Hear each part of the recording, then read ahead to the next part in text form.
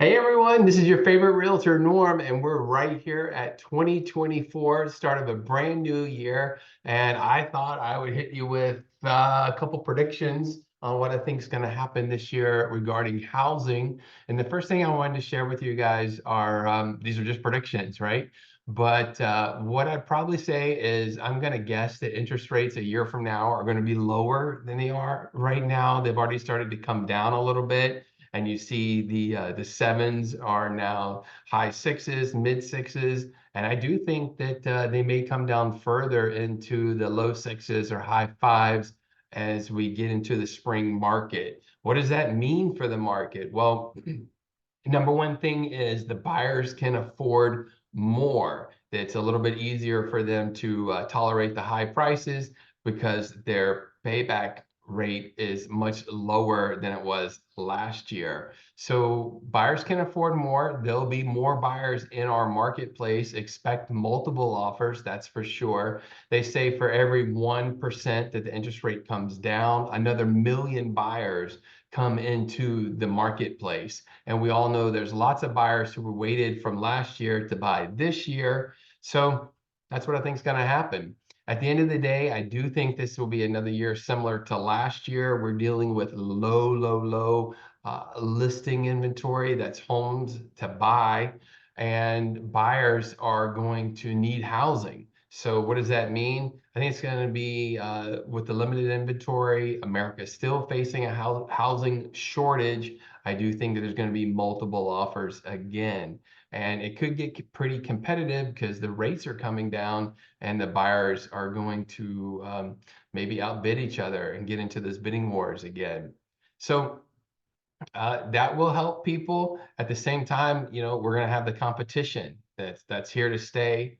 And again, will prices stay stable or increase? I'm saying prices will increase because they always have.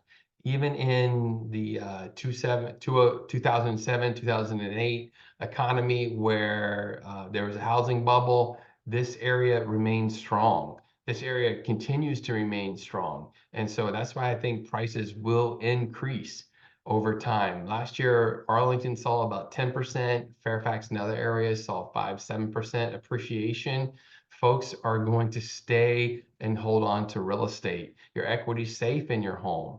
And so the chance of your property increasing over the next few years is very likely. So even if the rates come down, say in the low sixes, I do see a lot of people staying put because they like their home. They may have an interest rate that's low from before. But if you don't have one of those sub 3% interest rates, you may want to look at refinancing. Refinancing is where you talk to your bank and you say, I've got this current interest rate and I'd like to refinance into the lower interest rate.